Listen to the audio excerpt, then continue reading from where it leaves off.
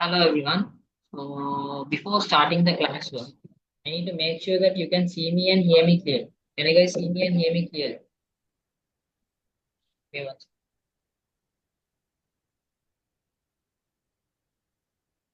can you guys see me clearly? Okay, right, fine. So give me 1 minute. I'll stop the sharing for a while. So there's too much light, right? Give me 1 minute.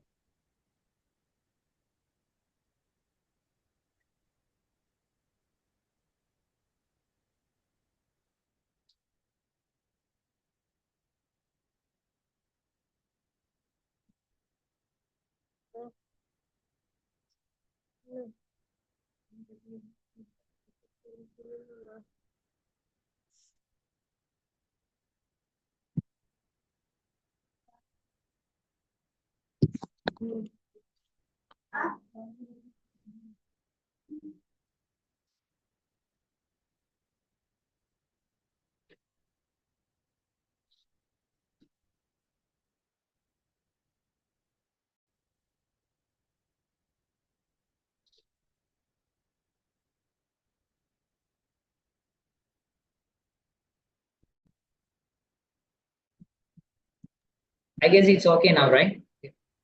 So the reason was I was doing next to the window. That's the thing. So we have too much of natural light these days. So okay, fine. So this is going to be the second free workshop for the grade 10. So this is not. This was not supposed to be held today. So it was planned to be done tonight. So however, due to the fasting reason, so I have to do this in the evening time. So, however, so without further more delay, so today we have a huge part to cover because I thought of starting the grade 11, grade 10 classes within this month itself. So we'll finish up the workshop and we can start with the classes. So, okay, fine. So let me share the screen. So we'll get on to class.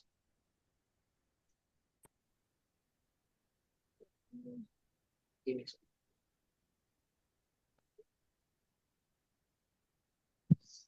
So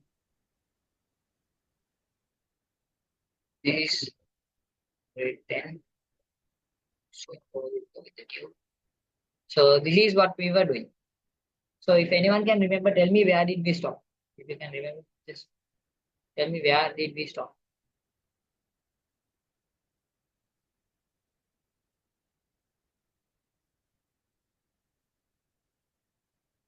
So it's better to open in this through you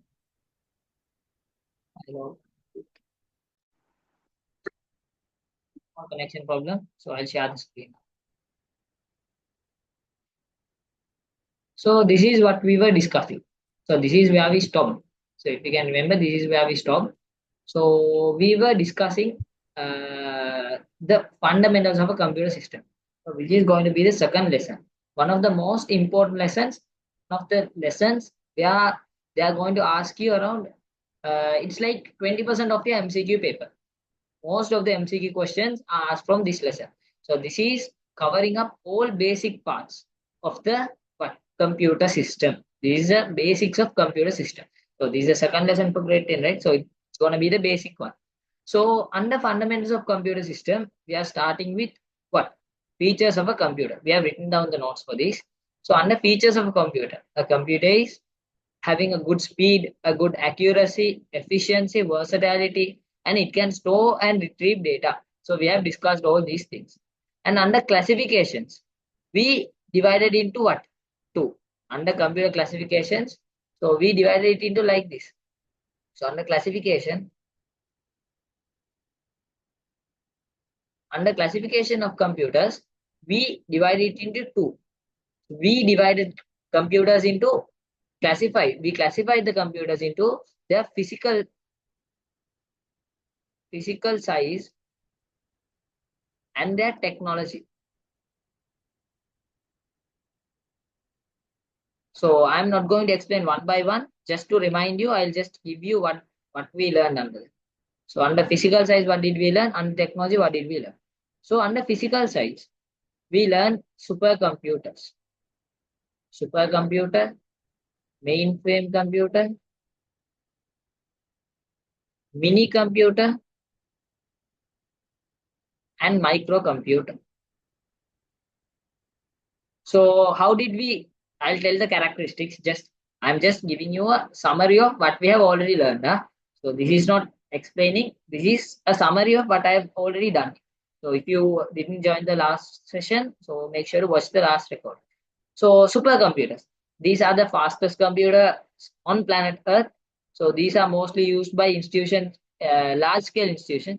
These are very rare, high consumption of electricity, very expensive, and has a very good. This has the best computing power on planet Earth. So that's the definition for supercomputer. Simply, yeah. So institutions like NASA and some weather forecasting institutions use them. Okay. So next is a mainframe computer. Under mainframe computer and mini computer, so these days in the modern world, your syllabus is stick to what? 2016. But in the modern days, we call them using one name, server computers. So I have a guess. I have a guess. Maybe this year paper, they will ask this question. So I'm not 100% sure. There's a chance for they haven't asked from this part, so they can ask you. So mainframe computer and mini computer in combined we give it a name. What? Server computers. In reality, so when you learn further in the study of ICT, if you are going further in your study of ICT, so you never use the term what mainframe and mini computer. Why? These days we call both of them server computers. So mainframe computers are larger server computers and mini computers are small kind of server computers. And what are microcomputers? Microcomputers, first of all, I'll tell me what server computers are. Server computers are the computers used to connect two computers. What is a server? A server is like you may not understand everything in detail. So there are a lot more. We learn this under networking. If you have two computers, so this is the server. If this is the server, if this is the server, this server either using network cables, I mean physical wires, or using internet is connected to what? Is connected to these are servers. These servers are connected to what? The computers that we use. So maybe the head office of a particular company uses the server and the branches, maybe head office is in Colombo, head office Colombo. So maybe we have branches in Kurunegala and Nikambo. Okay. Likewise, that's how server computers work. So what are microcomputers? These are the easiest computers that you know. So around me, I have three microcomputers. I have two laptops and one camera. So a mobile. So the microcomputers are the computers that you use these days. Those are computers which are smaller in size. Even the word micro is small, right? They are the smallest computers. No, there are smaller computers, but when we are categorizing into these are the smallest. These are comparatively smaller than server computers. They are consuming very low electricity. The processing speed is very low, can store only a little bit of data. So you can say that my laptop is what? 1 TB. My laptop can store 1 TB. Even mine can store 1 TB of storage. It may seem like a big storage. It is a big storage capacity. 1 TB is literally 1024 GB. 1 TB is 1024 GB of storage. So it is a big storage. That's true, it's a big storage. But there's something different. The perspective changes when you compare it with what? The other three. A server computer, minimum is like 1000 TB. It's not even 1000, it's larger than 1000. Huh? Minimum 1000 TB. If it is a supercomputer, you are not talking about TB anymore. You go to petabyte. There are lot more. Likewise, you go for petabytes and all. Okay. So that's enough about what? Physical size. I'm just reminding you what we have already learned. Huh? So under technology, we learn three. What are they? So we learn digital computer. So I'll go in order. So analog computer, digital and hybrid. Analog. What are analog signals? What are analog signals? So the movement of my mouse is analog. Can you see? I can't draw straight lines. Even if I try, I can't draw straight lines. I can't draw perfect straight line. But if it is a digital line, if it is a digital line, it will be like this. It will be like this. So this is the difference between analog and digital. Can you see? This is perfectly straight. Here we have a small curve here in this line. It's not straight. So that's the difference between analog and digital. That's just one difference. Okay. So under analog computers and digital computers, we have lot more difference. Analog are like natural signals. For example, wind. Uh, Give me 1 minute. Huh?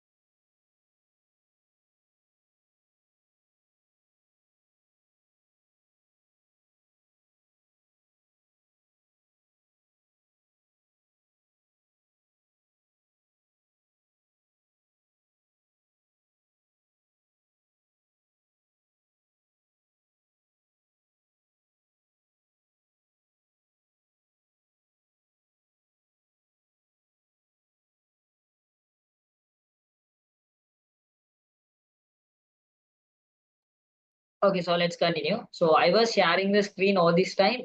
You didn't see that, so you didn't ask me as well. So just now only, I guess you. So I did. I was sharing the screen, but I have shared just one particular screen. Just now, I shared the whole screen. So I was writing all this time. You didn't see that, right? Okay, fine. So this is analog. This is digital. Digital signs. Digital sign consists of only two things. What? Ones and zeros. It doesn't matter. Huh? You can read. You could have read it now. I'm right anything serious. So on the analog signals, you have lots. You have lots. So analog signals are like, yeah, maybe a ECG report. Your heartbeat varies, right? It goes like this. That's how your heartbeat goes, right? So the ones who join late, you missed only a small part. I'm doing the parts that we have already done in the last session. So, however, that's it. So, analog and digital. So, that's the difference between analog and digital.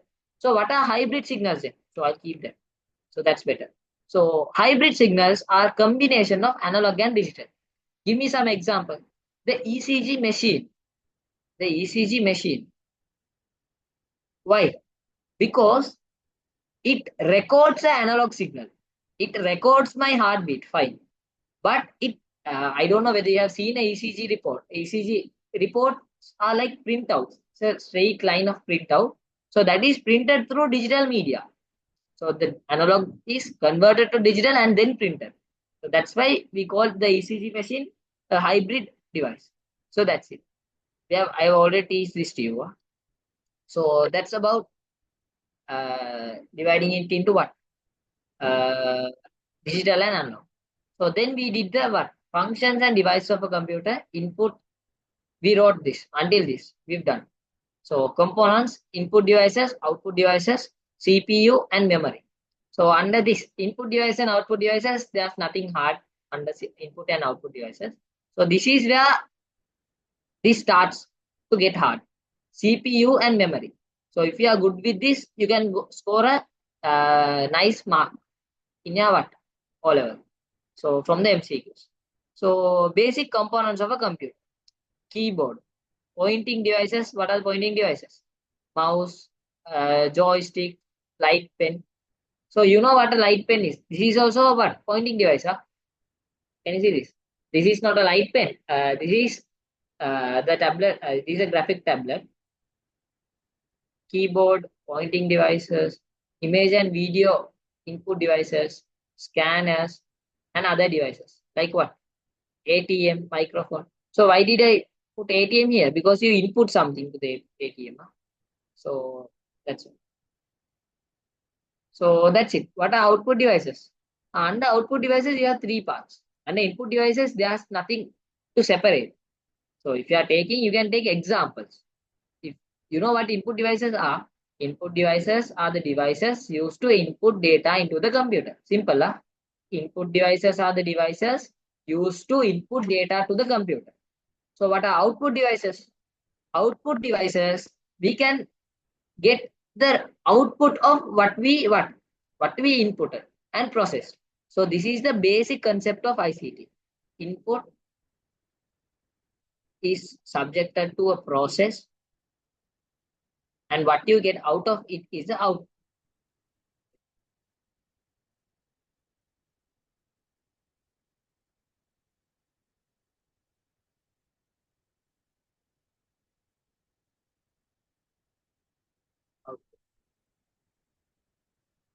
So one thing special about input devices and output devices is without input and output devices, there is nothing called like processing at all. There can be nothing called processing.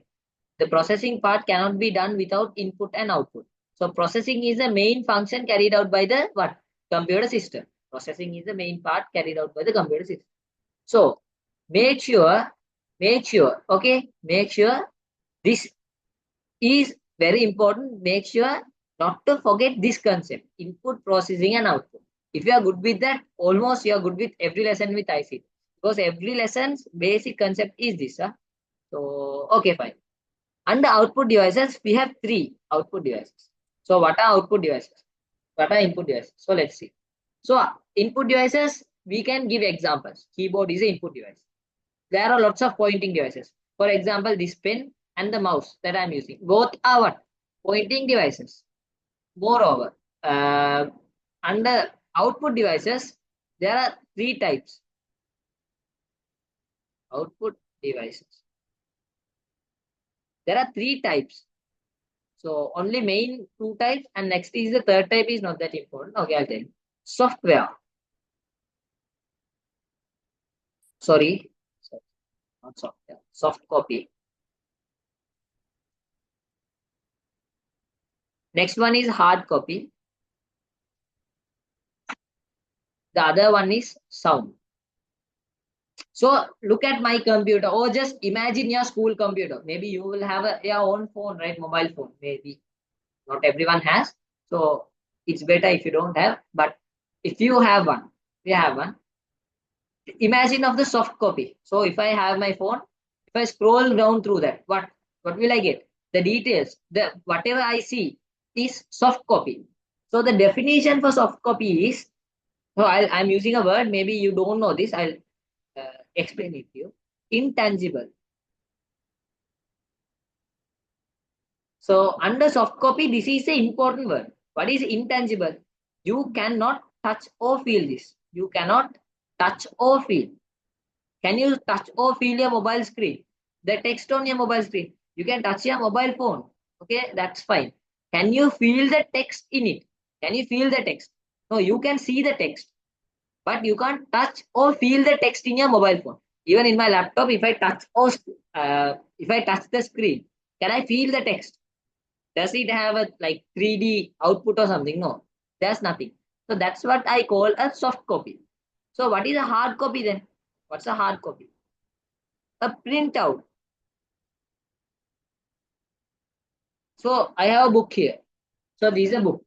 So imagine this book was printed out of something. Maybe this book was printed. Just imagine. If this book was printed, if I'm opening the book, I have few text inside this, right? I have few text. Maybe if I touch them, I can feel them. I can feel the paper. At least I can feel the paper, right? That's what we call a hard copy. Next is sound. Sound is easy. So if they ask you, they don't ask you, I'm 100% sure they are not going to ask you the definition for soft copy and hard copy. Just have the idea. Soft copy means intangible. You cannot touch or feel, whereas hard copy is something that came out of any electronic device, which can be touched and feel. So can you touch and feel what? Can you touch and feel the printout that came out of the printer? Yeah, then that's a hard copy. Can you touch and screen the light? Touch and feel the light that comes out of the monitor. No, you can't touch and feel what's coming out of the monitor. So that is a soft copy. Did you understand? If you understood till now, drop me a message. I need everyone's response.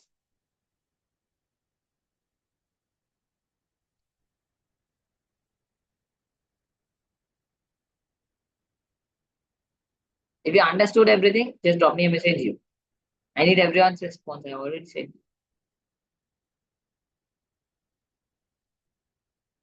Okay, right? Fine. So, so now we are going to the next part. Central processing unit. So this is where things get tough. Okay, so don't complex this. So okay, before that, just write this down. Don't write everything. I'll tell you what to write. So we here already component. Okay, we have written that, right? So under, so put down the heading.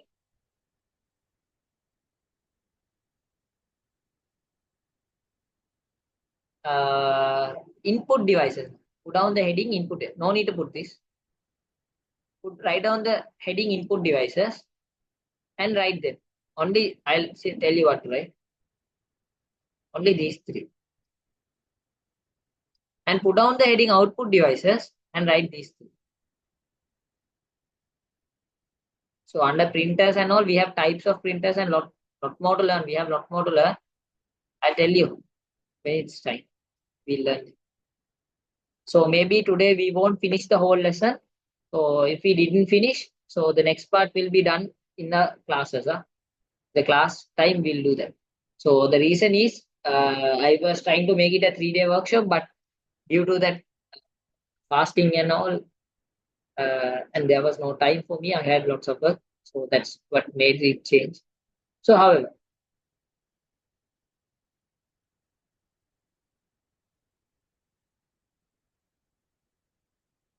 I can finish this lesson if I want within this 1.5 hour. But if I do so, maybe we can. If I do in average speed, I can do that. But if you had doubts and all, if I have to clear that and go, so then it will take some time. So, however, we'll do it slowly. We'll try to finish the maximum out of today. So before uh, writing, just keep this in your mind. Write whatever you do with your sound mind. You know what sound mind is. So take it in your head and write. Just don't write in the sense that I told you, right? So raise your hands if you have finished writing. Try to write it down so then we can do that.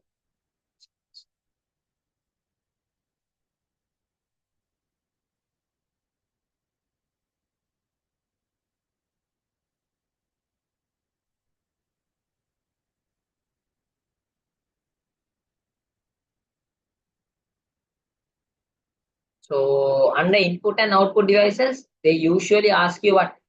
They ask you few examples. So they'll give you few things like mouse, keyboard, sorry, give it,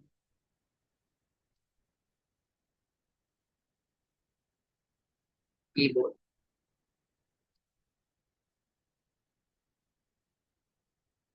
Then they'll give you printer. So then they'll give you like monitor.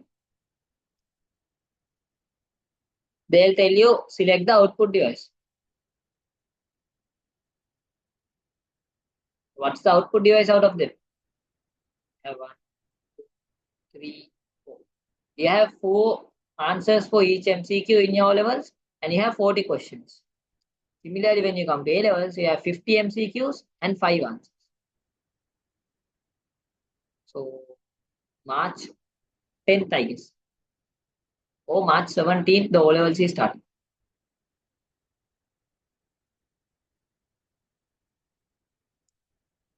So yeah, when it comes to your batch, the grade 10 ones, it will be on March 17th, right? Yeah, March 17th, O levels are starting.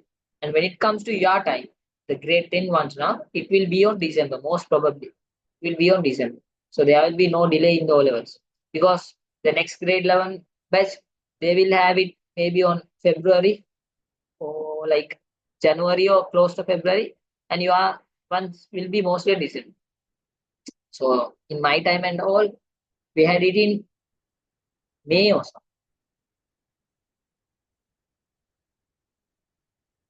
We had a huge delay. So however, so if you have finished writing, raise your hands. Make it faster. Write it down. So if you have finished writing, give me the answer for the question. Huh? So I've written a small question. Besides.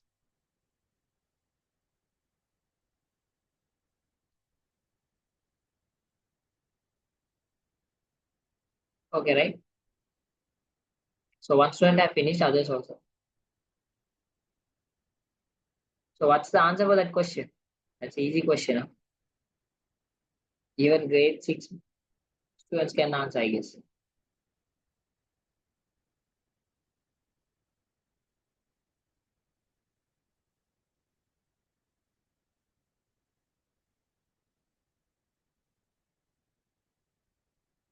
So I guess enough time. So the answer for this is print test, correct? Most of you got the correct answer. That's not a hard question. Okay, fine. So now we are coming to the hard part. Central processing unit. So under hard output devices, these is what we have. So under what? CPU. You know the full form of CPU. I don't want to tell that to you. That's what? Central processing unit. Central processing unit. This is CPU. Central processing unit is termed as CPU. Under CPU, we have 3 main parts. We have how many? 3. So the third one is not that important. So we have come to that. So we have primary memory.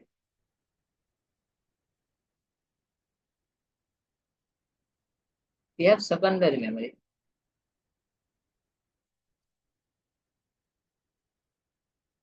No, we'll be like this. First of all, we'll put primary memory. So under this, we have few parts. Like there are something called cache memory. There are something called what storage devices. We'll put that aside. But here, what we need to take is like this. We'll take this. ALU, arithmetic and logical unit. CU, control unit. MR, memory registers. So we'll keep it like this. Okay, simple. So under CPU, you have 3 main what components.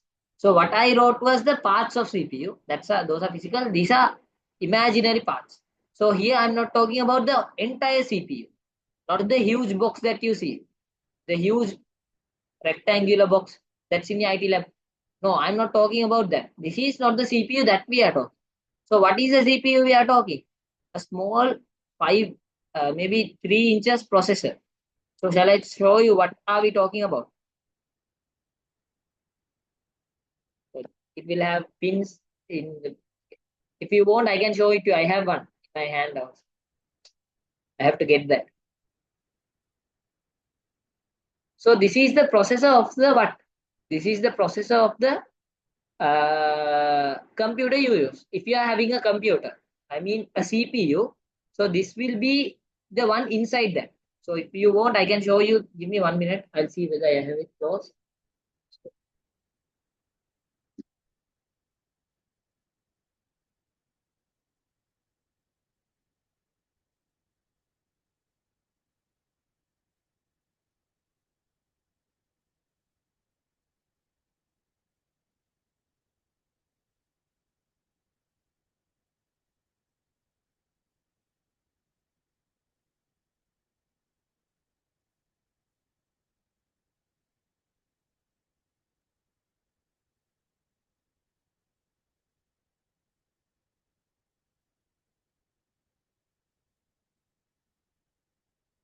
Okay, fine. It's not here close to me. Okay, I had the whole.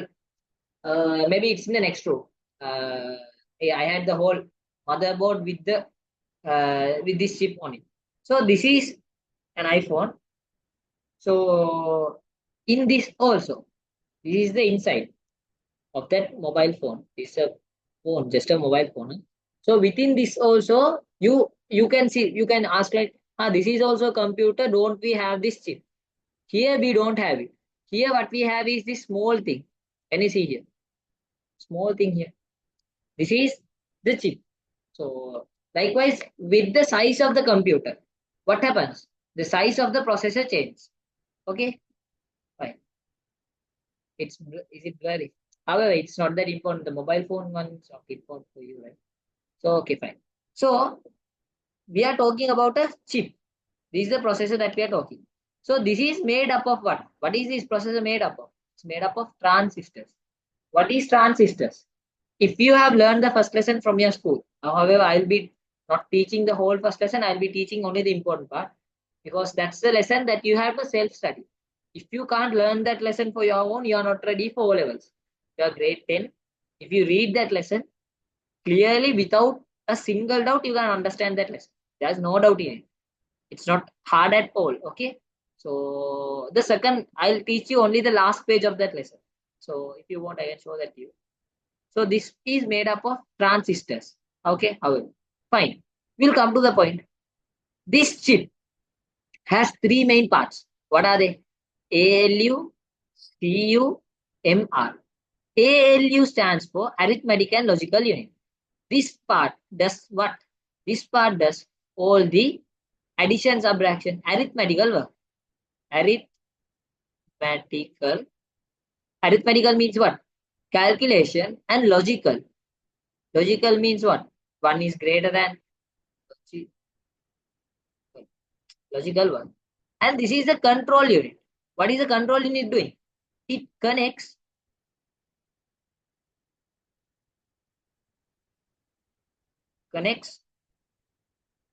all parts of computer to the CPU. I am writing the simplest definitions.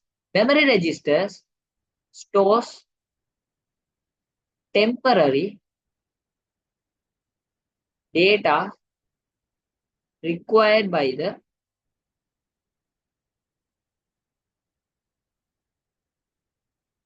ALU to process.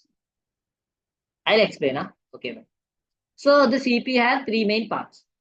So not only there, how many for give me 1 minute. I have to show this to you as well. So if this is the computer, okay, I'll erase these soft copy, hard copy parts. If this is the computer, if this whole thing is a computer, the whole minimized screen is a computer. This is the whole computer. I'll show you. Okay, this is the whole computer that we are going to take into consideration. Okay, this is the CPU.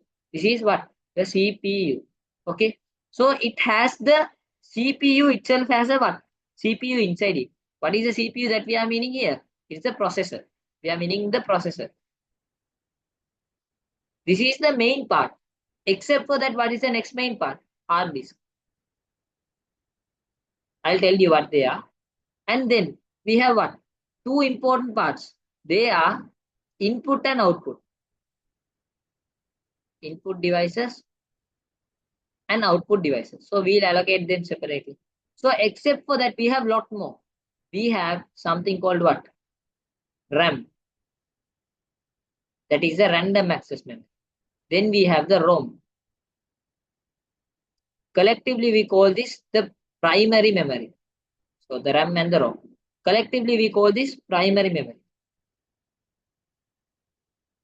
Primary memory. So then we have what? Ports. We have USB ports. We have ports like USB ports. In your computer also here, see, this is a audio port. This is a audio port. So this is a USB port. You know USB ports, right? I'll keep it straight to me, then you can see it. This is a USB port. So those are what? Ports. So what else do you have? So if you are using a charger, you need a what? Charging port. That everything has ports. Likewise, your computer has lots of parts, right? You know that. Your computer has a lots of parts, a ton of parts, not just one or two. Your computer has a lots of parts. So in that case, okay, in that case, if the computer has lots of parts, in that case, the CPU has to connect to everything, right? The CPU should connect to what? The input and output devices. It should connect to the ports. It should connect to the hard disk. That part is done through what? That part is done through the control unit. Did you get that? Did you understand control units? Drop me a message you if you understood control units. Drop me a message you if you understood control units. You. Okay, fine. Done. So if you didn't, you should tell me, or else I don't know.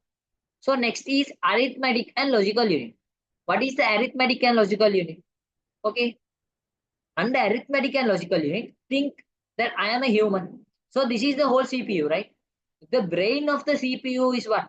What is the brain of the CPU? The processor is the brain of the CPU. So what part of the processor acts as the brain? That is the arithmetical and logical unit. Anything, maybe even a 2 plus 2 is equal to 4 is done by what? The arithmetical and logical unit. Okay, keep that in your head. So I guess you understood arithmetical and logical unit as well. So I'll tell you what memory registers are. So memory registers are the part which does what? If you need to, if I am using, if I write here, I wrote 2, right? The 2 is stored here. Did the 2 disappear? After writing 2, the 2 vanishes like this. Does that happen? No. The 2 is saved here, right? For that, you need storage. That's what we call memory registers. So you'll understand with the definition. Usually in a school, you'll notice, go to a school, when they teach you this lesson, they don't teach this to you at all, mostly. Most of the schools. Even in my school, they didn't teach. That's what I say. Okay, fine.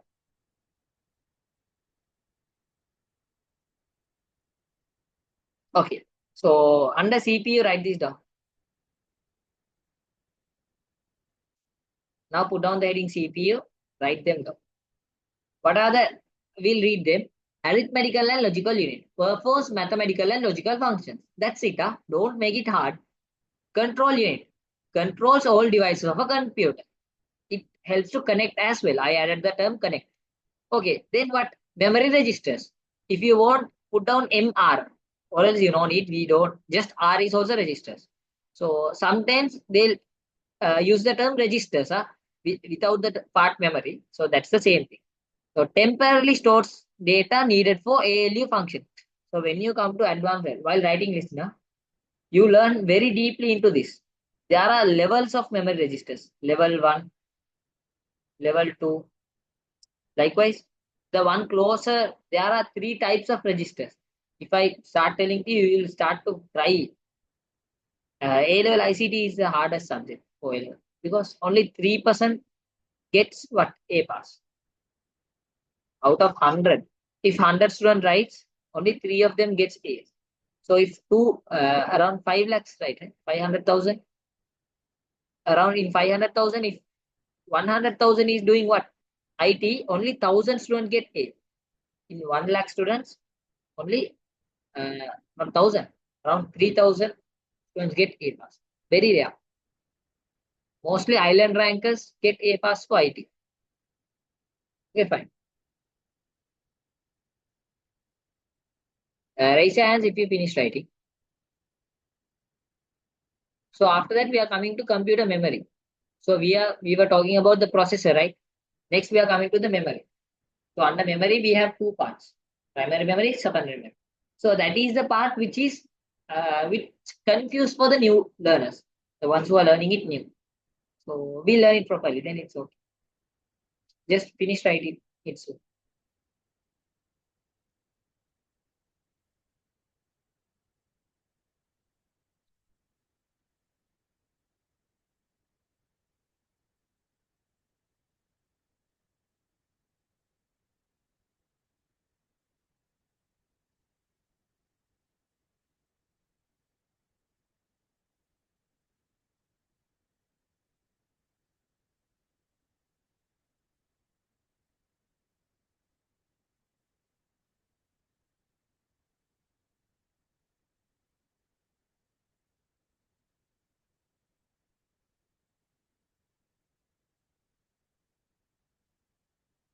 Okay, right?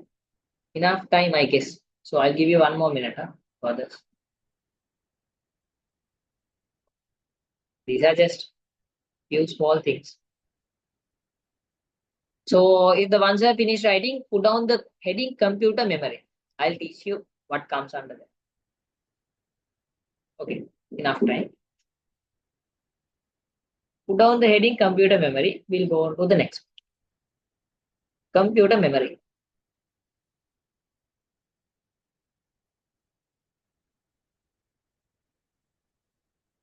You can put down your hands. So under computer memory, we are going to learn two parts. So first put down the heading computer memory and write down there are two types. There are two types of computer. No, don't write it like that. So it's better draw write computer memory and just put two arrows. That's enough. Put two arrows and write down what? Primary memory and secondary memory. I'll erase this stuff. Put down the heading primary memory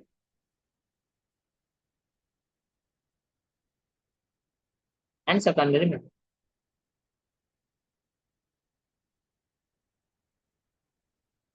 What should you do first? First, put down the heading computer memory. Then write down computer memory, put two arrows, write down primary memory and secondary memory. Then next, put down the heading primary memory. I'll teach you what they are one by one. So if you miss this part, you will suffer when you come to grade level. Okay. So listen carefully. This is important part. This is an important part.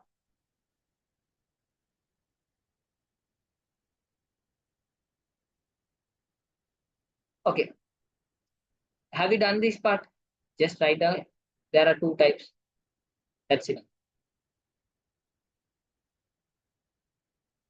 I guess enough time, right? Put down computer memory. That's it. So we are talking about primary memory now. So we'll take primary memory. What is primary memory? It is also called main memory.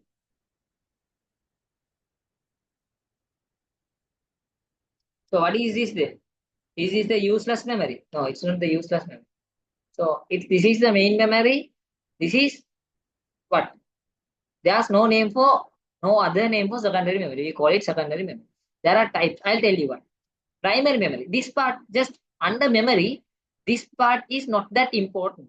This part is something coming from out. This part is inside the computer. This is outside the computer. Just keep it in like head like that. So this is secondary memory is important as well. But when you compare both of them, primary memory is the most important part. This is also called as what? Main memory. So under primary memory, we have three things. Okay, so we'll put it like this. A slash here. We'll drag and drop. We call it main memory as well. So there are three types of primary memory that you have to take into consideration. The first one is what? RAM, random access memory. The next one is the ROM, read only memory. Next one is cache memory.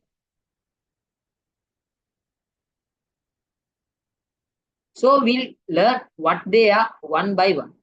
First of all, I told you to write down what? A heading called primary memory, right? Primary memory, I told you to write down a heading. And after writing primary memory like this, within brackets, write down main memory, close the brackets. Then under that, write down, put down the first point, random access memory. After writing that, this is primary. Wait, I'll write that if you primary memory. Within brackets, put on main memory. This is the heading, and this is a subtopic. First one, random access memory. You have to write this, write the whole thing, huh? Random access memory, and within brackets, you have to write RAM. Okay, you have to write the whole thing, random access memory. Okay, if you want, I'll write that as random access memory. Brackets RAM. Okay, we'll see what is RAM. First of all, a memory that we access randomly. That's what you get for now. Okay, that's the term that you know. So within this, there are few what? There are few characteristics of what? RAM. We'll call it RAM from here after. The RAM is some place where temporarily we can store data. Okay. What do we do in RAM? What do we do in RAM? We temporarily store data. Temporarily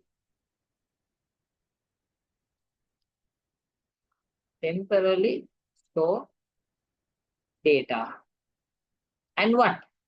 We do what? This has a volatile memory. I'll tell you what volatile memory is. Okay. So these are the two things that you have to know about the RAM for now. What is that? The RAM has what? It temporarily stores data and it is a volatile memory. So you may have a doubt. What is the RAM?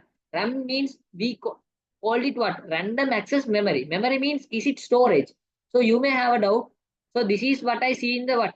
This is my desktop, right? This is the computer that I see. So we are learning the stuff inside the computer, right? So most of the students, even I, when I was in your age, confused this part. Okay. So listen carefully.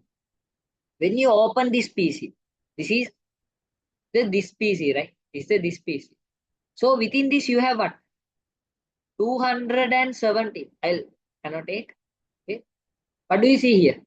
274 GB, 400 GB, 3 GB, 29 GB, 244 GB, 205 GB. So when you add all this together, you will get 1 TB. My computer has a 1 TB what? Storage. My computer has a 1 TB storage. This is a laptop. So is this 1 TB what? Random access memory or read only memory? Is this a part of RAM or ROM? If you know, tell me the answer.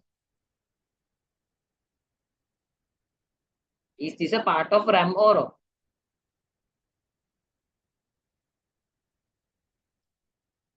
If you know, tell me the answer.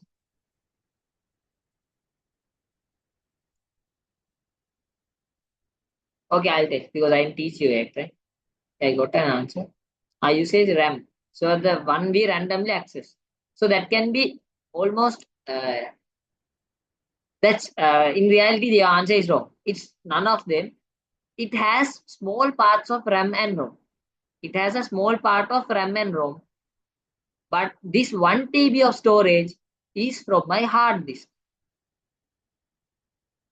What is a hard disk? I'll teach that you later. So then what is RAM and ROM? I'll tell you now. Random access memory means if my computer is functioning now, now I have opened what? This PC is open, right? I'll remove all them. Okay, I'll remove all them. This PC is now open, right? Give me one second. This PC is now open, right? Except for this PC, what is opened here? Can you see down below? I have lots of work. Like here, I have opened the gallery. So I have folders, research, fundamentals of computer, this PC.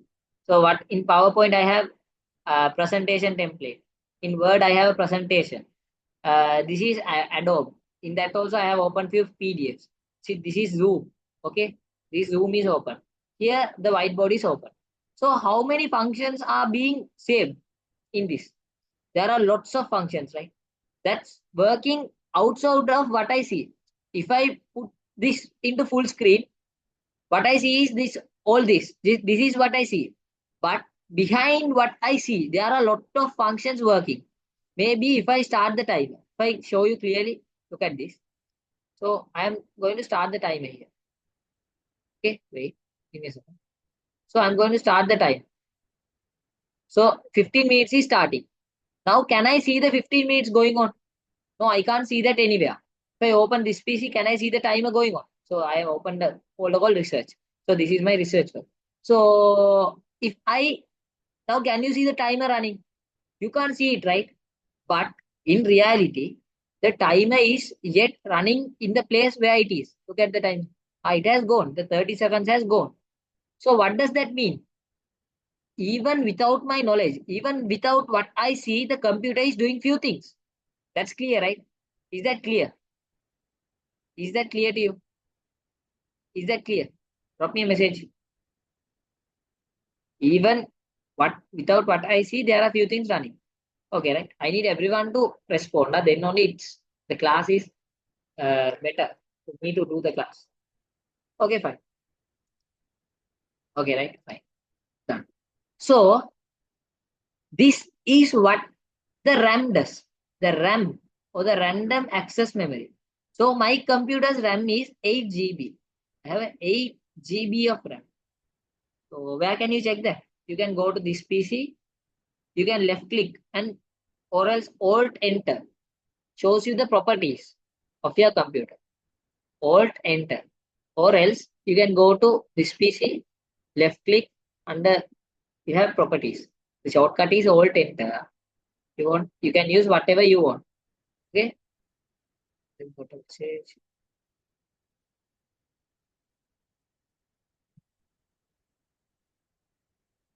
What is TB in this PC? TB means 1 TB of storage. Maybe the 1 TB means, so you know what 1 GB is? 1 GB storage. Do you know what 1 GB is?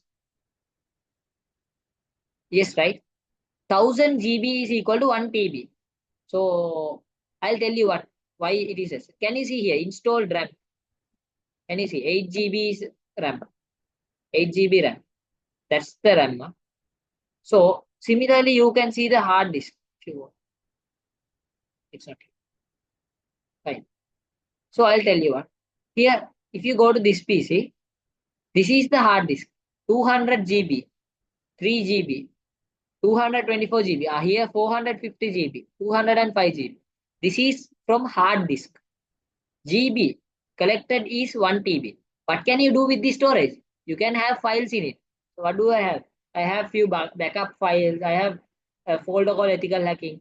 Far Cry is a game. Fiverr is a what it's what do you call that? That's a online business stuff. Huh? So my work, Need for Speed, Most Wanted, pictures, song, studies. That's it. There are few things you can save things. So if I go into the ethical hacking stuff, you have few. I have a secure introduction to cyber security badge. So this is from Cisco. Likewise, you have few stuff going on. So these are few things that I have saved. So if I open that, open. It's a certificate. So, okay, I'll close that. Give me a second. So likewise, you can save stuff in your computer. So that's why data storage is used. So when you come to random access memory, how many GB of RAM was there? 8 GB. When it increases, computer speed increase. If it decrease, computer speed decrease. Okay, that's not that important. So just remember, they are not going to ask you anything that I taught you now. Only thing that they ask is under random access memory, it is a whether it's a temporary, whether it stores data temporarily, whether it's volatile or not. Similarly, now put down the heading read only memory.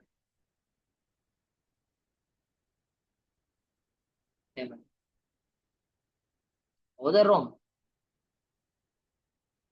So this is what is the read only memory does.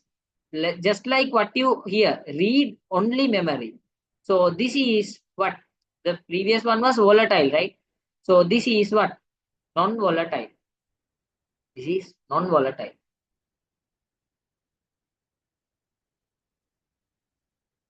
So the random access memory is something that we access randomly.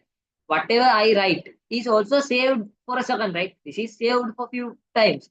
If I shut down the computer, what happens? I didn't explain you what volatile and non-volatile is.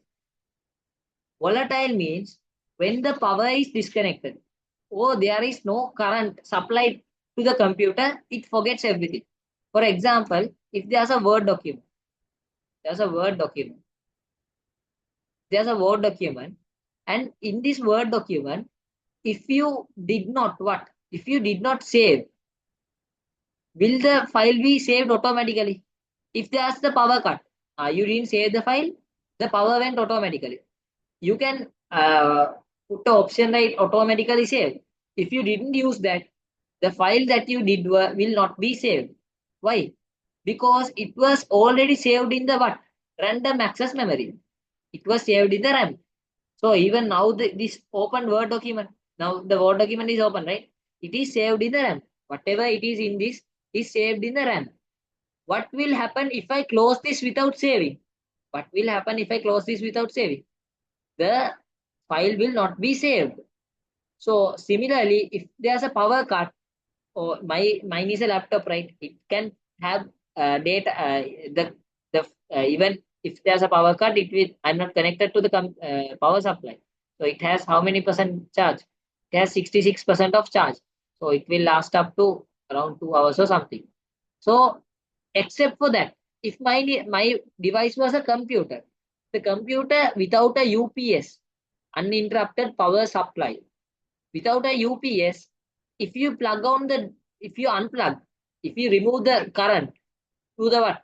CPU, it will turn off. You know that, right?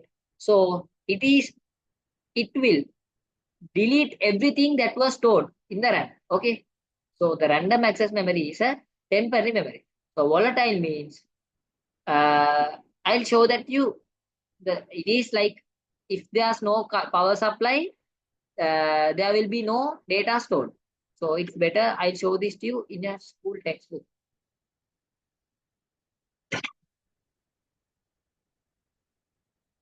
Give me a second.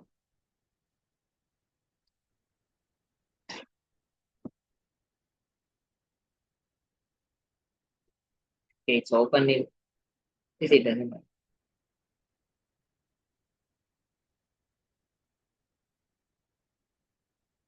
So these parts we have already discussed. These are regard. I'll explain to you. There are a few more parts under there. Okay. This is the computer memory, right? We are discussing about main memory and secondary memory. So I have explained few things here. So you know what the computer memory is.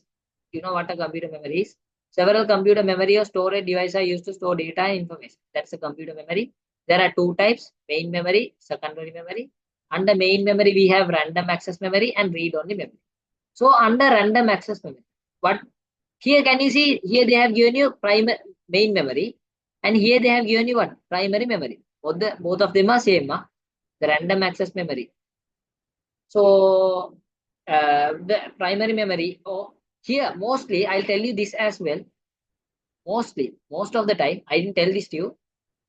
The term primary memory or the main memory is given only to the RAM. Read-only memory. So when you compare both of them, what is important? RAM or ROM? The RAM is the important part. We sometimes we call only the RAM the main memory. Why? Because this is not that important. This is only important to turn on the computer. If it is read only, we can't do any editing, right? We can't change anything there. We can just read. Read means you can only own. Where does this work? This works in the BIOS. I'll tell you what BIOS is later. That's all you have to know regarding RAM and ROM. So we'll go to your textbook and see what they say regarding RAM and ROM. We'll read that. Random access memory. The memory temporarily stores data. I teach that to you. The data stored in RAM will be deleted when the computer is switched off. Therefore, this is called a volatile memory. When there's no power or the computer is switched off, the computer will be what? The data will be lost. Data coming from input devices as well as data sent to output devices are held in the RAM. So, data coming from input devices and data going out of the output devices are saved in the RAM. When comparing to ROM, which is discussed after this, RAM has both read and write. The random access memory can read and write, whereas read-only memory can only read, just like in the name. It can only read, it cannot write. The data in the read-only memory is not erased when the computer is switched off. I'll tell you why. Because I'll tell you why that is not switched off. Now, did you understand RAM clearly? Drop me a message if you understood RAM clearly. So the ones who joined now, there was one joining now. So okay, right? You understood RAM clearly. So we'll come to ROM. ROM is non-volatile. That means even if you turn off the computer, the ROM data will be saved. Why? Because it has BIOS in it. BIOS means basic input output system.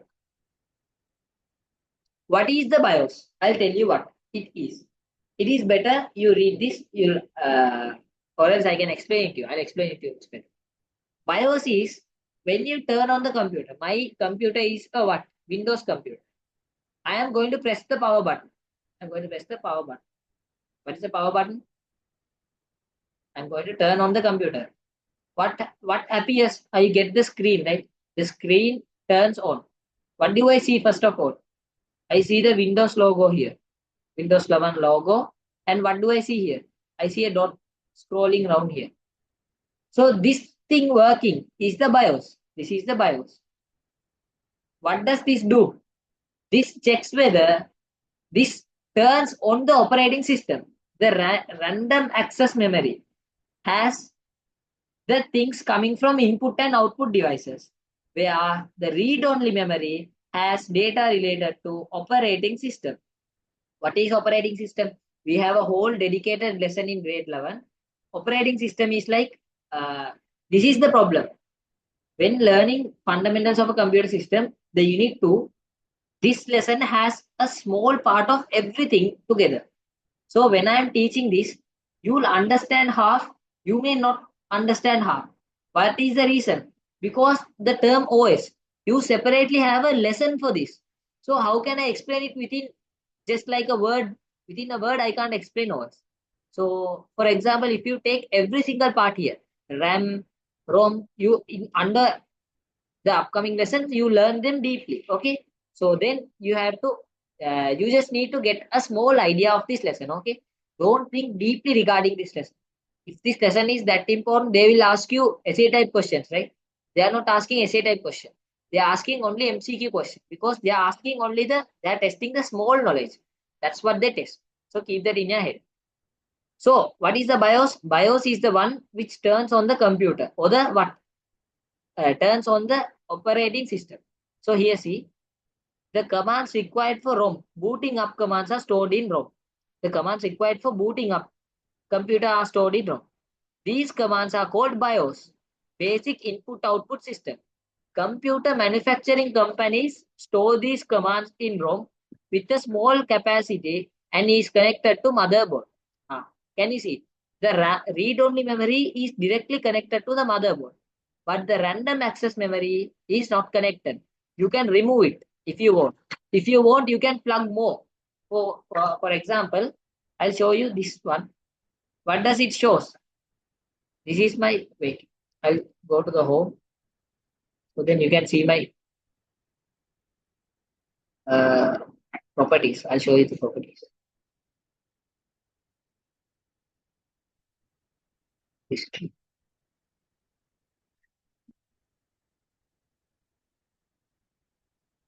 Properties about. Here we have it. So here can you see here installed RAM. What does installed RAM means? RAM is installed to the computer. It is not inbuilt. We install RAM to the computer. We have to not downloading and installing. We are going to put the RAM. It's a physical thing. RAM is a physical thing. Similarly, but when you come to ROM, that is already in the motherboard. Have they informed anything regarding the read-only memory? No, read-only memory is common even to my mobile phone and my what? Laptop. Read-only memory is common. Okay, fine. That's all. Next, we have cache memory. So this is where this is not a hard part. That hard part. So don't need to confuse. Put down the heading. Write this down. Not write this note. Write this note. Everything on the.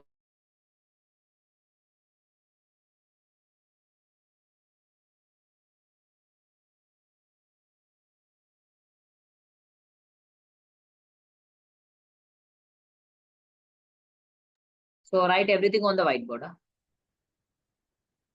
And using a pencil, write down RAM is often called as main memory as well.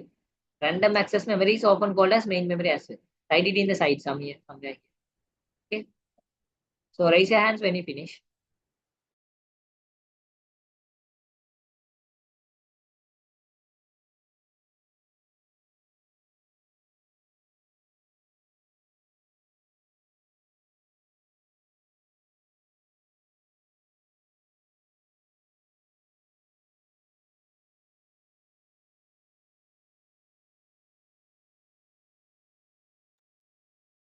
Okay, right? So I'll give you 2 more minutes. 2 minutes is enough.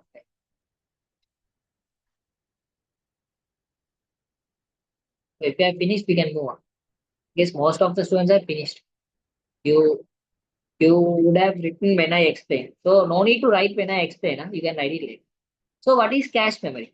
Under cache memory, don't need anything else. Just this idea is enough. Cache memory, faster, smaller capacity, stores. So don't write it like this. Write it in the way I say you. Okay. Put down the heading cache memory. Cache memory. Under that, put down faster and write down this part. Faster, smaller capacity stores frequently used data. What is cache memory? I'll explain it to you. The RAM and the ROM.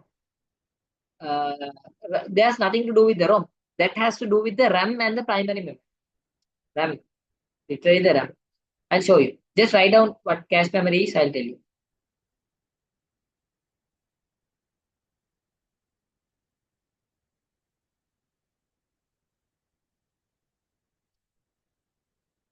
So the thing with this lesson is a summary of everything. A summary of everything. The basic of everything. So when you are learning this lesson, without knowing something what IT is at all, if you don't know what IT is at all, then this lesson is not that easy. See, that's the thing. So if you understood what you write in your book, that's enough for now. So others will explain. After writing the topic as cache memory, just like you wrote the definition for RAM and ROM, write down fast, small capacity stores frequently used data. Like write it down one by one. Faster, then write down small capacity, then write down stores frequently used data. Write these three one by one.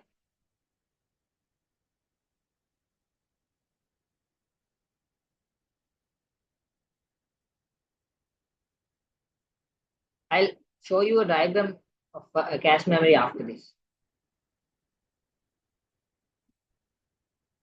The cache memory is in between the RAM and the not only the RAM, the primary memory and the CPU. I'll tell you. If I finish, raise your hands. I'll explain what cache memory is. Just I need to make sure the final time I'm asking this to you. Did you clearly understand RAM and ROM? Because that's the only important part you learn under this lesson. That's the hardest part you learn under this. I need everyone to respond me. Yeah? So just drop me a message. Yes. Okay. One student. Yes. So others also just tell me whether you understood that. If you understood that, this lesson is successful. Yes.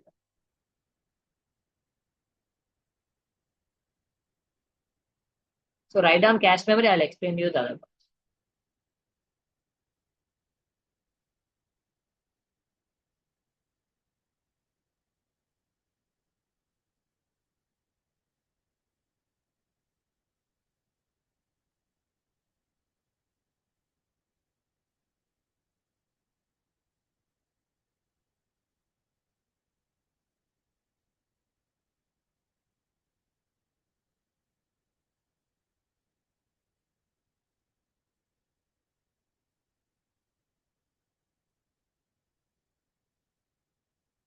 So I'll give you 2 more minutes to write down.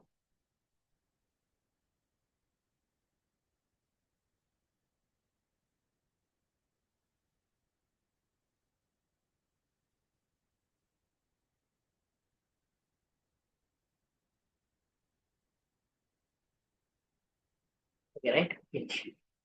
Yeah, okay.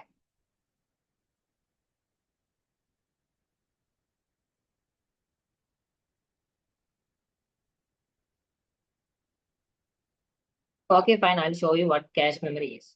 So we have the primary memory here.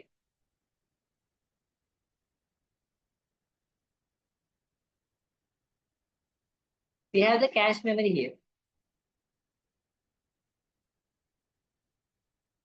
Here we have the CPU. So when CPU needs data, so for example, when CPU needs something, first of all, what is the main use of cache memory? Stores frequently used data. That's what the CPU does. So first of all, what does the CPU do? If it needs any data, it checks for cache memory. If the data is there in cache memory, it gets the data from cache memory. Okay, simple as that. If the data is there in cache memory, the CPU gets that. If it checks for the cache memory and that is not there in the cache memory, if it is not there, then it goes to primary memory. Then the data is in primary memory, then it gets from the primary memory. Did you understand that? That is what cache memory is. Cache memory is an intermediate memory. Even in a phone storage, there's something called cache memory. You can delete cache memory if you don't want. So, for example, shall I show you some cache memory in my laptop? So I can search and show this to you. So you go here, you left click here. You left click and you can go for run. I'll show you. Give me a second.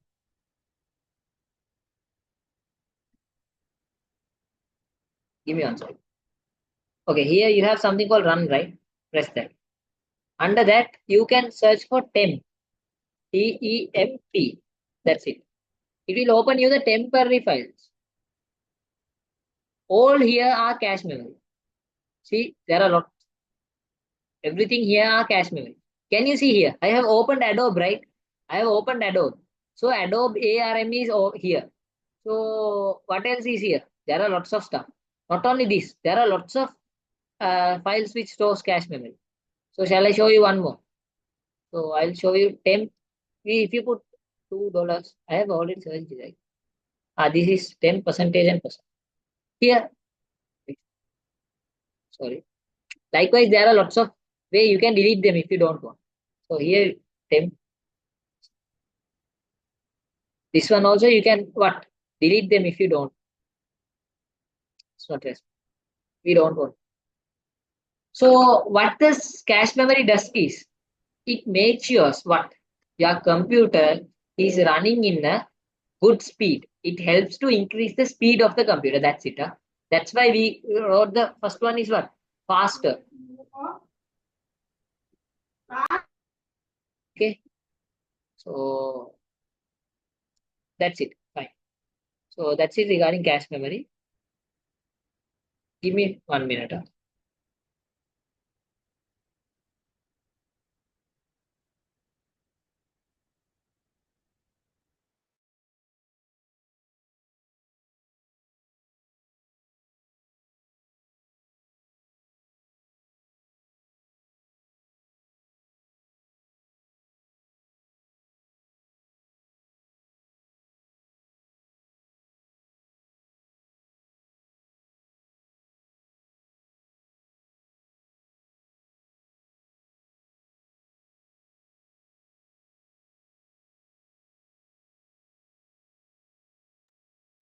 Okay, so we were talking about cache memory, right? So that's all what we have regarding cache memory.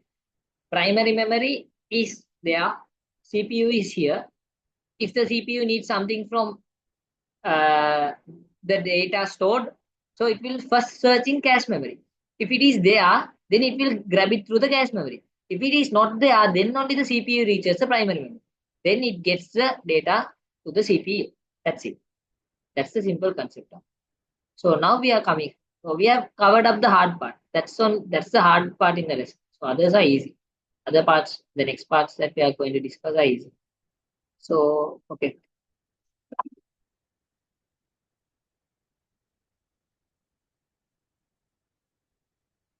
Very clear.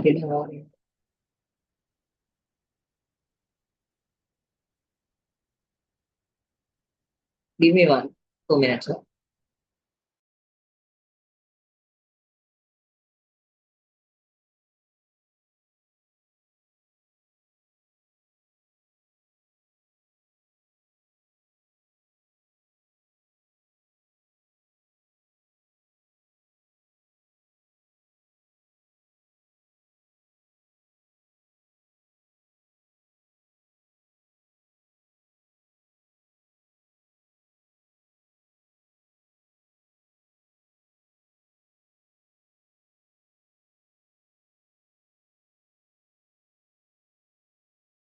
Okay, fine.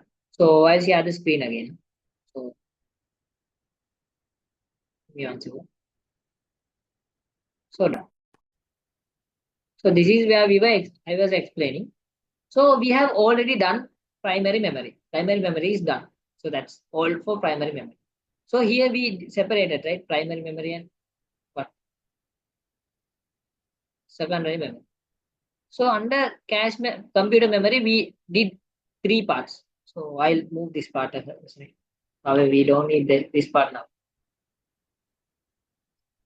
So this is what came under primary memory.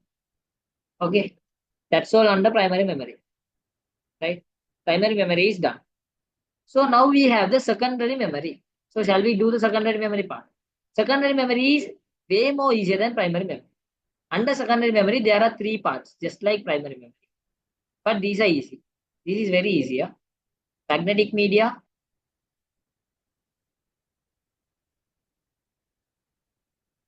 optical media, and solid state years.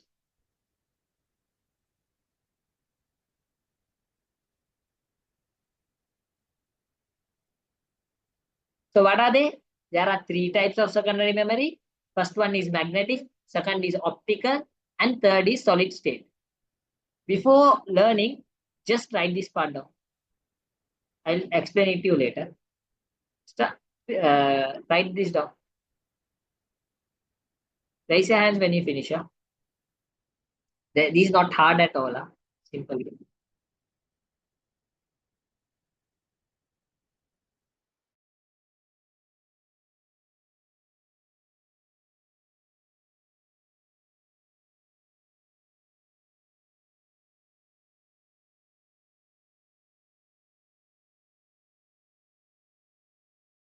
There are few more parts in this lesson. So we learn this lesson is a huge lesson.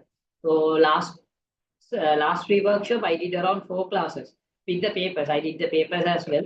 So because if I can just explain this to you, but I like skip parts and explaining. I You get a doubt, I have to clearly explain it to you, right? Until you understand. Then only the class, then only you will understand whatever I teach. Or else it's like I am teaching whatever I want, whether you understand it or not. It's not none of my business. If it works like that, it doesn't work. Okay, fine.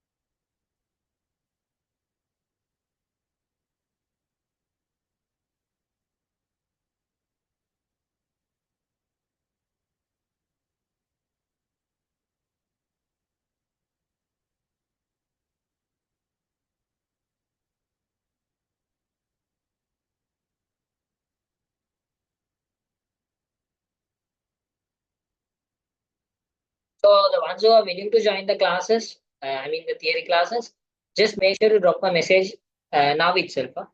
So just take 2 minutes. It will not even take 2 minutes.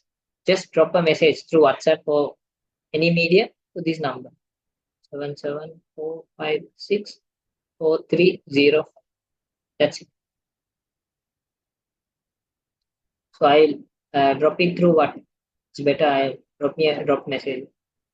So that's the group admin number. Give me a second. I'll send it to everyone.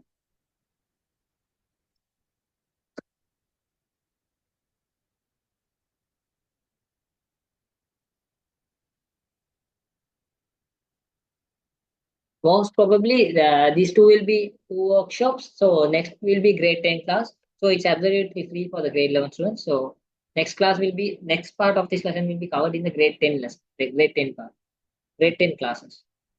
Okay, fine. So I'll tell you what solid state devices, magnetic devices, and optical devices will go on to the lesson. So under these three parts, we have few things to explain. Magnetic media means, so it was magnetic media or magnetic media devices, right? So no need that part. If you want, you can write on magnetic media device. I just wrote you magnetic media. So I'll put a D here, a D as well. So under magnetic media, what happens is, what are the examples? Hard disk is the most common example. We'll take one example from this. Here we'll take a CD, a compact disc, and here we'll take a pen drive. So what is the difference in between three of them? Hard disk uses what? Magnetic fields to store data. That is why we call it a magnetic device. A CD uses light. Light means not, uh, it's just light, light energy. It it uses like laser lights, okay, to store data. And a pen drive uses what? SSD. A pen drive uses nothing. It's like solid state. It's a solid state. It's like it uses like a motherboard. Okay. So that's why we call it solid state devices. You no need to know what it uses. Huh? Mainly you need to know that the hard disk or the magnetic media devices use magnetic fields. Optical media devices uses optical fields. Optical means what? Optical is another term for light. Optics. Uh, you have heard the term fiber optic. Fiber optic. Fiber optic is a internet transferring wire that works through light. That's why we call it optic. In IT, instead of light, in science also they call it, instead of light they use the term optic sometimes. Okay, so that's it. Okay. So that's all with this optical media, magnetic media, and what? Solid state devices. Those are just a simple small part. So you need to know that. You need to know that. And moreover, just remember two examples. Under magnetic media, hard disk, floppy disk, magnetic tape. One more. The floppy disk is not that important. The two important ones are hard disk and magnetic tapes. Okay, that's important. And here CD, DVD is important. Here USB flash drive and memory card. Memory card means SD card. You know what SD card is, right? If you don't know, tell me. I'll explain SD card. Okay, now we are coming to the next part. We are coming to the lesson computer ports. Put down the heading computer ports. So I'll do this part in the textbook. Yeah, textbook. I'll tell you why. But you have to write down this note. I'll tell you why explaining in the textbook is better. So I close the note. Wait, give me a second.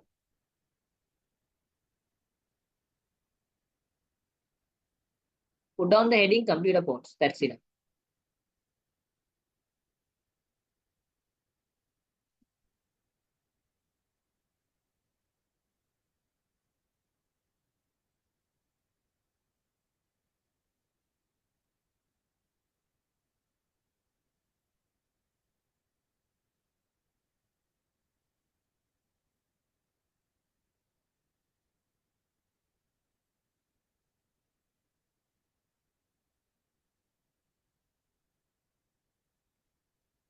Okay, fine.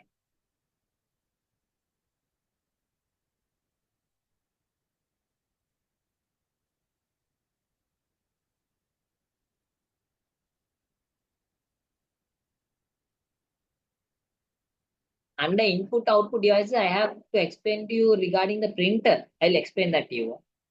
Okay. I'll explain that and we'll come to the parts. So I am going through the what. So I didn't explain every unnecessary part in this. I took the tute and explained the most important ones.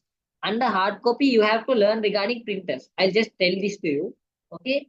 So we didn't write a specific note regarding printers. We wrote a not small one. Okay. Give me a second.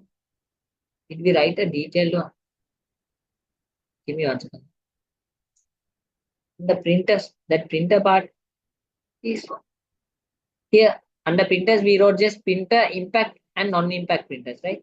So here under printers, it's this part is something you have to know. So I'll explain that to you first. So under we learned that under what? So uh, output devices, under output devices we learned this impact printers, printers. There are two types of printers: impact and non-impact. What are impact printers? Printers are just the you know what printers are, right? So impact printers means if there's a what? If there's a uh, if there's a impact on the paper, that means if this is the paper, so I'll take one paper. So this is a paper, right? So in this paper, so this is my pen. I have the pen, I have the paper. I have both of them in my hand. If the paper makes contact with the pen, now if the pen's needle touches the paper, then it has some impact on it. That is what we call impact printer. In impact printers, there's a needle. There's a needle. That needle, can you see here? Dot matrix printer. These are marks of needles. Can you see? There are lots of dots, right? Needles go and put ink on the paper. That is what the dot matrix printer does. That is what we call an impact printer. And what is a non-impact printer? A non-impact printer is like a printer which does not use what? Does not have impact on the paper. Non-impact printers does not operate by striking the head against the ribbon. Here what we does is, we have a needle or a head. Here can you see? I have a head or a needle, can you see? I have a head or a needle. Here what we have is a head or a needle. We call it a head or a needle, which strikes against a ink ribbon to make a mark on the paper. That's what the impact printer does. But what does the non-impact printer does? The non-impact printer does not have what? An impact on the paper. So that impact printers make sound. Why? It needs to, can you see here? When I touch this paper, it makes a sound, right? However, in any way, if I touch the paper, it makes a sound. But if I do not touch the paper, there's no sound created. So impact printers are very less, it does not create much sound, where the non-impact printers create lots of sound. So there are three types of non-impact printers: bubble jet and thermal printers. There are laser printers, bubble jet, and thermal. That's it. That's not that important. So we'll come to the important part: computer ports. This part, they ask you questions. So, however, at least 3 marks of the paper comes from what? Computer ports. Okay. So listen carefully. Listen carefully. This is important. So the computer ports, you know, they are in computer. If you look at their CPU, backside of the CPU, you will have ports like this. Oh, wait. You will have ports like this, right? The backside of the CPU, you will have ports like this. So we are going to learn what they are one by one. First one is the PS2 port. What is the first one? PS2 ports. So let's see what does the PS2 ports do. Nowadays, PS2 ports are not in use. This one is not in use now at all. There's no use of PS2 printers ports nowadays. In my school, when I was schooling, when I was in your age, grade 10, I guess, uh, what in our school, in some of, in most of the, there were all CPUs. In them, we had what? PS2 ports.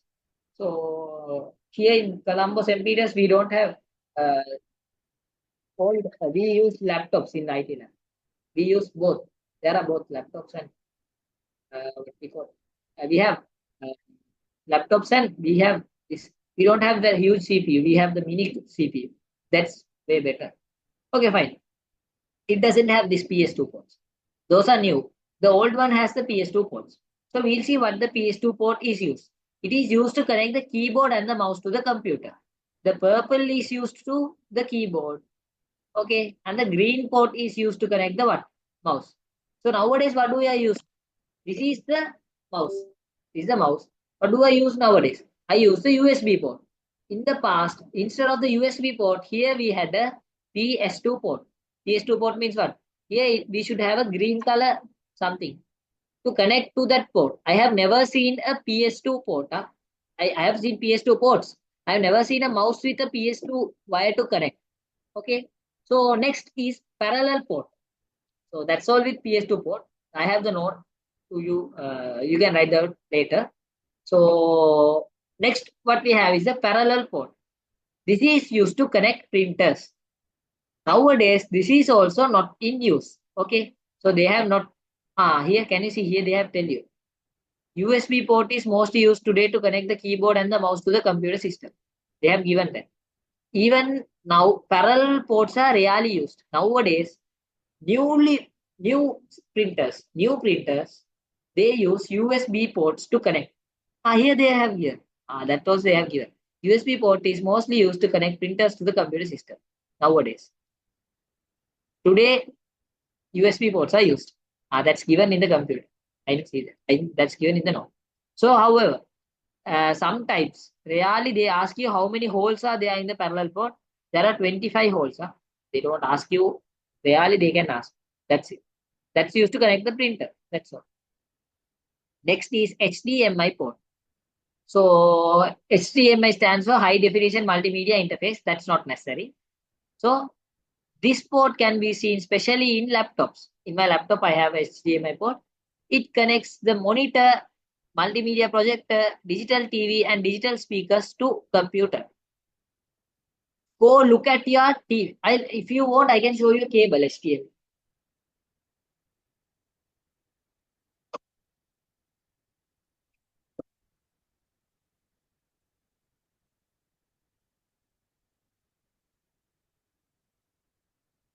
This is HDMI cable. This is HDMI cable. Can you see the corner? It's blurred. Is it okay now? Can you see? This is HDMI what cable. So the one we use, if you have a laptop, just go through that. This is what you have. The same device, same thing. You just connect it to it. So if you connect if your TV also has one, if not the old one, not the cathode ray tube TV. Yes, I'm asking about a LED TV. If you have LED or LCD TV, I mean the one with uh, the TV, the thin one, not the fat one. Right. I have to clearly explain. So if you have a thin TV, it will have a HDMI port. If you have a laptop, just and if you have a HDMI cable, if you connect your laptop's HDMI cable to the TV's HDMI cable, your laptop screen will be shown in your TV. So that's why we use HDMI cable. That is used to what? Show the to give the output of the monitor. That's it. HDMI. So next is RJ45. So these parts you have to learn now. You have to study. So this part you don't get that to your head suddenly when I teach you. You have to study or you should practically know. So for me and all, I didn't study them. I used them. When I was in your age, I was in the school media and stuff. So I used HDMI ports to connect projectors and all. So I know HDMI ports. So I have when I was schooling, I have removed a whole CPU. I had a whole CPU in my house. I removed the whole thing and fixed it again. HDMI is not there in my laptop. Maybe your laptop must be a old one. What are you using? A Dell one, a Dell or HP? Usually you have it, a Dell. Okay, so usually you have it. Just look carefully. It doesn't read HTML. There's nothing text on it like HTML. See whether there's a port like this. one with a curve like this, a curve like this, small curve. Yes. Oh, you have a 7th Gen one. I am using. Okay, it should have HDMI port. You are making a mistake. If it is a 7th Gen one, sometimes you have to drag it down. The HDMI port is, if your laptop is very thin, if it is a 7th Gen one, it's thin. So if you have to drag the small part down, so then only the HDMI port will open. Sometimes in some. So usually you have HDMI port. Huh? Maybe you are. There are few yeah, every computer is different, right? So some are there. So if you have a ProBook or a what Chromebook, so those kind of devices definitely you have HDMI port. So next is RJ45 port. Okay, have, right? That's what I said. You should have one. If it's a 7th Gen one, usually you should have one because 7th Gen computers are new ones. So RJ45 port. This port connects computers network to network router, network switches. I'll tell you. The important port that you learn here is the second import is the RJ45. This is the third import. What is the first import? USB port. So you learn that later. So RJ45 port is what? RJ45 port is what connects computer to computer. So I have RJ45 port as well. If I want, I can show that to you. So I don't have the port. I have the cable, RJ45 cable. If you have a Wi-Fi router, if you buy, even in your telephone, get your old telephone. If you have a very old telephone, the SLT telephone. So I don't have one now. I had one in my previous house. So they are in that telephone, they use RJ45 ports. RJ45 port is used to connect two computers. If you are in RJ45 ports are mainly used for what? If you have a Wi-Fi, you can connect the Wi-Fi through Wi-Fi, right? Wi-Fi means what? Wireless fidelity, right? But you can use wired connection as well. To connect through wired connection, you use a RJ45 port. You get the same Wi-Fi. Here, what is Wi-Fi? Here it shows wired connection. This is wireless. So instead of wireless, you will see a Ethernet. Ethernet means wired. That's it. Okay, you get the same thing. Next is audio ports or the audio jack. We call it audio jack or the audio ports. So if you have watched movies in a deck, you know what a deck is. So that's a very old one. Maybe you haven't watched movies. I watched movies in my childhood, in grade 6, 7 or something. We had a deck. So not in our house, in my cousin's house. However, so this connects here in this, what happens is nowadays, if you connect only USB port, that is enough, right? But in this, you have to connect the microphone separately. You have to connect what? Your inline and the outline separately. Look at your TV. Look the behind of your TV. You will have a audio jack port like, okay? Definitely you will have one. This is used to connect audio devices. The connect the what? If you have a dialog TV, if you have a LED TV, you will have this in back of that. So next is USB, Universal Serial Bus Port. It is necessary. You need to know this. USB stands for Universal Serial Bus. This is used to connect many types of input and output devices. That's it. This is used to connect many type of input and output devices. Specifically, not one. Universal means what? It can connect mouse. It can connect mouse. It can connect the keyboard. It can connect what else? It can connect the printer. It can connect lots and lots of stuff. Okay. So next, the last one. No, the last two. So this is a VGA port. What is the VGA port? This is also called the graphical port. This connects a monitor to multimedia projector. This has 15 holes. So the VGA port is used for what? Shall I tell you? This is used to connect your CPU. If you have a CPU, mostly you don't have computers, right? You have laptops. If you have a CPU, you have a CPU and you have a monitor. Look behind your monitor, you will have a big cable with two nuts. Here you have two nuts to fix. There will be a cable behind the monitor coming behind the CPU. So that is the VGA port. You connect that through the VGA port. Okay. So the VGA port is used to connect the monitor and the CPU. That's it. So next is the serial port. This port connects devices such as modem to the computers. USB port is used instead of serial port nowadays. I Serial ports are like extinct nowadays. They don't use that at all.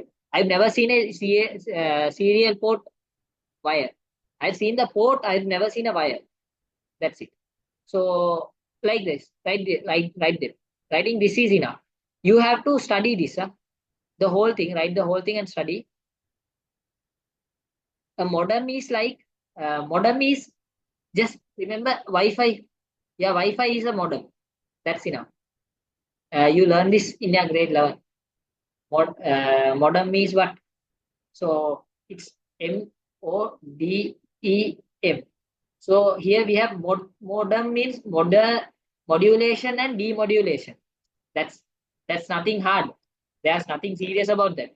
Just write this down. Modem. Just remember modem. Modem is like something like a Wi-Fi. It is used to connect two computers. That's it. So I guess that's all that we are doing for today. So write this down. So so then next day we'll have computer networks, network devices. So under network devices, we learn modem. Within this lesson itself, we learn modem. In the upcoming part, we'll learn that on the next class. So write this down. So that's all we'll do. So the one who is willing to join the class, the grade 10 theory class, make sure to drop the message to the number that I gave you just now itself. Once you finish the class itself, make sure to drop a message. Or else take your time now and drop a message.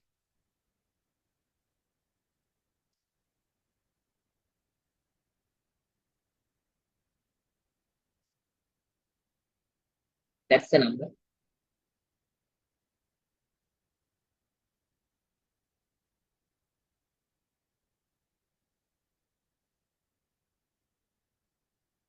So that's all we have to do, I guess. So because that's what the time limits us. So try to uh, at most the next part will be explained. Yeah, the next part will be explained in the theory class for sure. So one thing that I have to say to you now is make sure to add more students. If you have friends, your colleagues, or whoever who's doing IT, just try to add them to this class as well. The first class of the month will be free. So for the next class, they have to pay 1,000 rupee fee. So if you have your friends or colleagues, just recommend me and add them. That's it.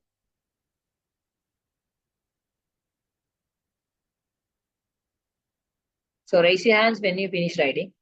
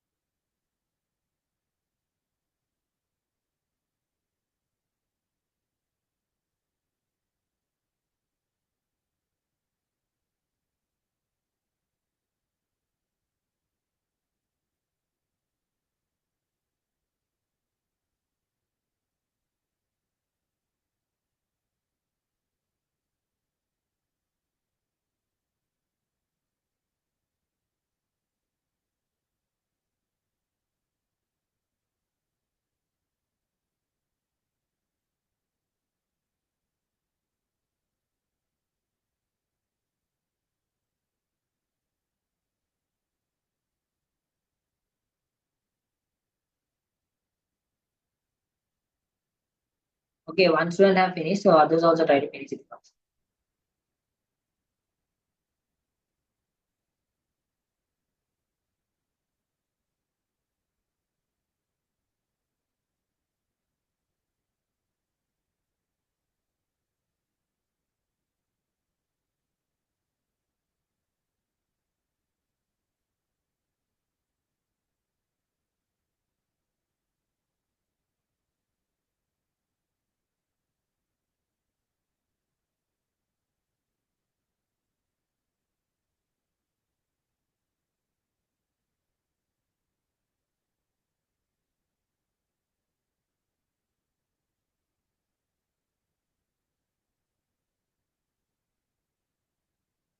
So I guess you have finished writing, right? I'll give you just 2 minutes, sir. So the ones who didn't write, that's enough time. So I just have to tell you a small thing that from next week onwards, we'll be starting our theory class grade 10. The grade 11 class will be going on as usual. So I'll stop the sharing. So that's for the next 10 minutes, we can't do the next part. That's why I'm stopping the class. So thank you for joining. So the ones who are willing to join the class, make sure to drop a message to the number that I gave you.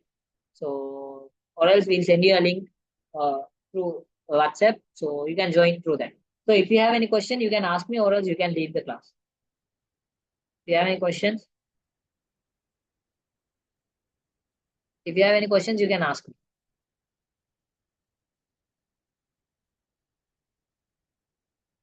If you have any questions, you can ask me, or else you can leave the class.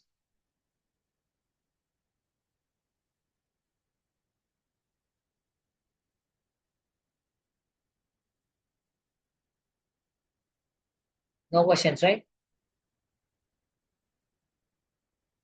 So others also telling me that if you have any question, you can tell. So I'll end the class by 5:25. So I guess no questions, right?